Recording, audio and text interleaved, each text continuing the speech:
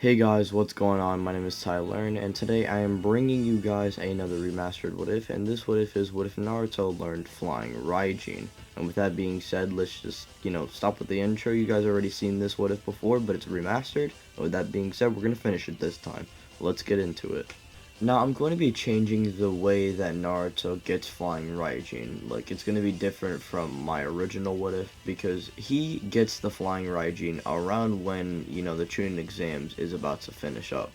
And as for this version, Naruto is going to be learning it while he's trying to learn the Shadow Clone Jutsu. So instead of getting the Shadow Clone Jutsu, he's going to be learning the Flying RAIJIN. So Naruto would just be training hard, and he would be able to at least teleport onto something one time, and is able to make the hand seal for it. But again, he can only teleport one time.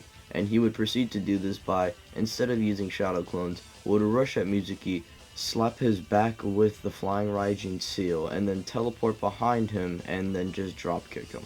With this, Mizuki is then defeated, and Iruka would then tell Naruto that he is allowed to be graduated as he just defeated a high-level Chunin.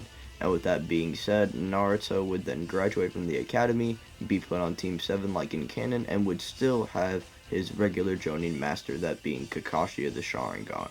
They would still carry on with the introductions, with everyone's being relatively the same, and Kakashi would then tell everyone on Team 7 not to eat breakfast, as this would then basically prove to be their downfall, as Kakashi told them not to eat so that they can be hungry during their exercise, which is the bell test, of course. Kakashi here, when he starts the bell test, would then face Naruto first, as Naruto wants to take on Kakashi head on, and he would then proceed to try and throw punches at Kakashi, which Kakashi easily blocks and throws Naruto into a nearby pond, which would then give Naruto an idea, as Naruto would then prepare to then rush at Kakashi head on, but this attack would be different from his other attacks. Instead of throwing punches, he would throw a palm strike at Kakashi, which Kakashi would easily block, but when Naruto is done tagging Kakashi, it would then be revealed that he actually casted a seal on him.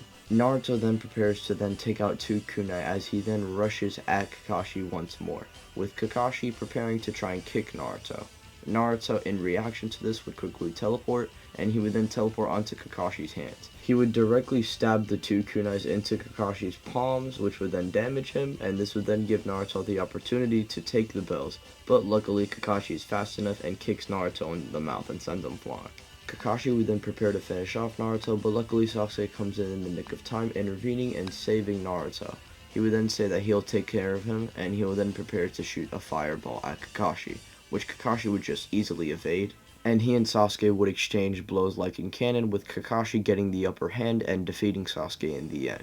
So Sasuke and Naruto are defeated, and as for Sakura, she would be basically hiding out, and she would then get genjutsu similar to in canon. With Team 7 losing, this would then lead into the same scenario that they were put in canon, with Sasuke and Sakura working together to defeat Naruto.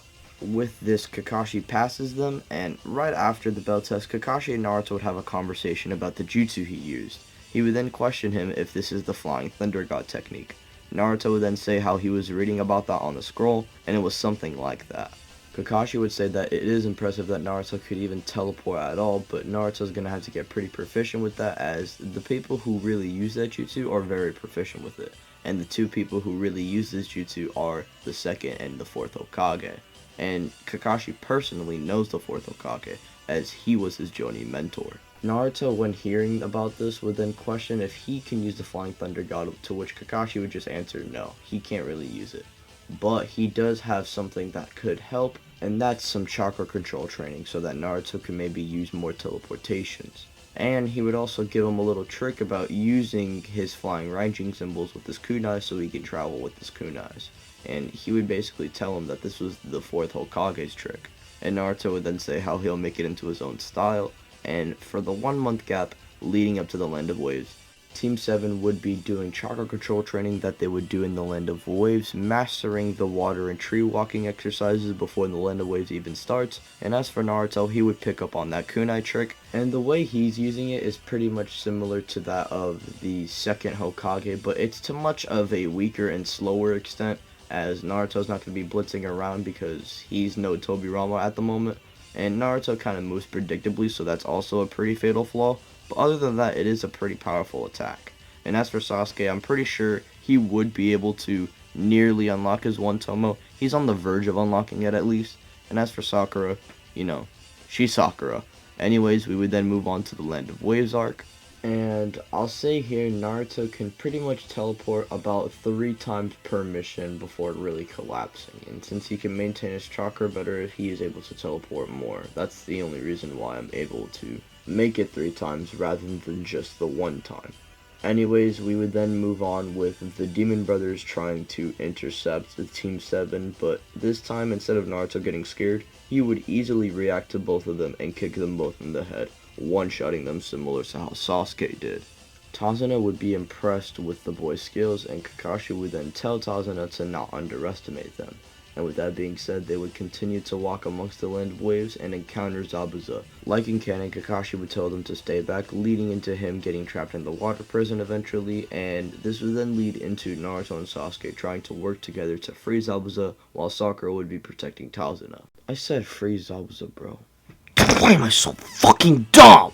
Anyways, the Demon Wind Shuriken plan would be different from the canon one, as instead of Naruto transforming into the Demon Wind Shuriken and throwing a kunai at Zabuza, the Demon Wind Shuriken would be the real one. Zabuza would dodge it, but this would then lead into Naruto teleporting off the Demon Wind Shuriken, revealing that he actually put a seal on it, and he would then get the upper hand on Zabuza, stabbing him on the shoulder with a kunai.